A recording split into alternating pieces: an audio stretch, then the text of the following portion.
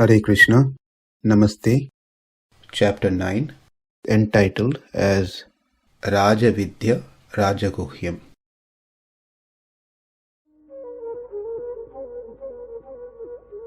Sloka 31. kṣipraṁ bhavati dharmātmā śaśvac-chāntiṁ nigacchati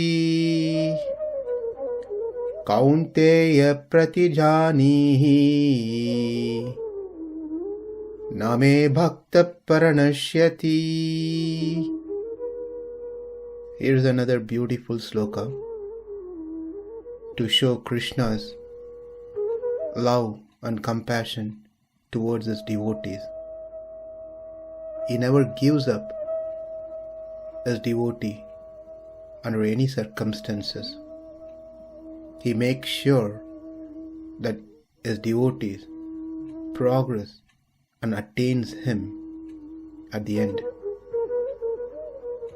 In the previous sloka, we learned even if one commits the most abominable action, if he is engaged in devotional service, and that is in the process of bhakti, he is to be considered saintly. Why? Because he is properly situated in his determination. But a general doubt that might arise is, just because he is determined, he has a stronger conviction about Krishna, is he going to be guaranteed that he is going to attain Krishna irrespective of his bad behavior? How can that be accepted? How is that even possible? Because the Shastras says very clearly that a person with bad character, behaviors, cannot lead or enter into the path of bhakti. There will be no growth in bhakti. Whereas here, Krishna guarantees and says completely opposite to what has been told in other places of the scripture. In Kathopanishad, it is said, Naviroto duscharitan nashanto nasamahitah nashanta manaso vapi prajñānenainam apnuyat. A person who commits sinful deeds, who is full of lust, anger, greed, ego, envy, who has not subdued his mind, who lets his indriyas, the senses, go after sense objects for material pleasure, such person cannot attain Krishna bhakti through knowledge, because his knowledge is lost. Because his knowledge is lost, then how can he develop bhakti? Then how can he be called as bhakta? Then how can he attain Krishna? So the fundamental principle in this path is to have good character, good behavior, and perform good activities. If that itself missing, then how can he be a devotee? And moreover, how can Krishna himself accept him to be a great noble person as a great devotee? For that, the answer is given in this sloka. Let's see the word by word and translation. kṣipraṁ, soon, very soon. Dharmātmā bhavati, righteous. He becomes one whose mind is attuned to my worship with correct behavior. Dharma, the term dharma here, means bhakti, which has already been discussed in the third sloka of this chapter. Ashradhādhānah purusha dharmasyasya parantapa. Over there, we saw that the word dharma refers to bhakti yoga, bhakti. śaśvac-chāntiṁ, lasting peace, a state free from any kind of bad conduct. Nigacchati, attains, kaunteya, O son of my aunt, O son of Kuntī, Arjuna. Pratijānīhi, you can declare this yourself that me bhaktaḥ, my devotee, na praṇaśyati, does not perish. Translation: he quickly becomes righteous and attains lasting peace. O son of Kuntī, declare it boldly that my devotee never perishes.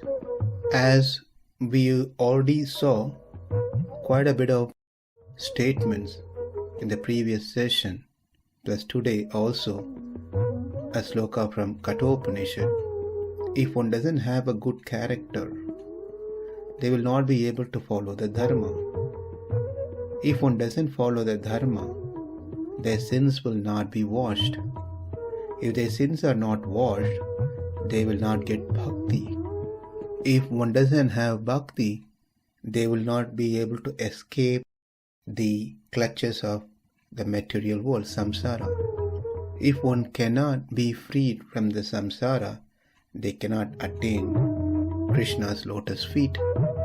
Now to this sequence, Krishna's response is, if one does have bad character, behaviors, when they surrender to me, completely convinced about my position, I personally wash their sins away, by which they can develop further bhakti. In that way, they will not have to come back into this material world. So here Krishna takes the complete sole responsibility for his devotees. When the person's sins, which are the cause for their behavior, are eradicated, then the effects such as rajoguna, tamoguna are gone. When the rajoguna and tamoguna are gone, that person would be able to worship me without any shortcomings. He'll become free from all bad deeds, which otherwise obstructs him in the path towards me. Another question might come, what in case if this person goes back to his bad behavior? So Krishna guarantees that he will never go back to his misconducts ever. Therefore, Krishna says, my devotees are never ruined. Namme bhaktaḥ praṇaśyati. And he tells Arjuna that you can boldly declare to anyone and everyone, to the world, kaunteya pratijānīhi. You declare this to the world. The question Arjuna asked is, well, it's been 9 chapters now. I've been the listener and you've been declaring so many things to me. And why at this point you wanted me to declare this to others? Why can't you do it yourself? Well, people may or may not trust me. They may say I'm a liar. I do not keep up my word.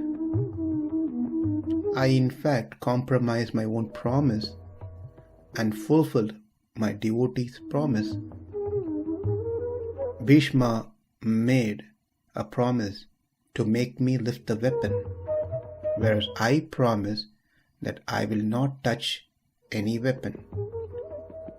To keep up the promise, to prove the promise of my devotee Bhishma, I compromised my promise. The great devotee Prahlad said, I am present in this pillar. To make his word true, I appeared right there. Therefore, I am more obliged to fulfill the words of my devotee. Hence, you go and tell this to others that my devotees will never perish.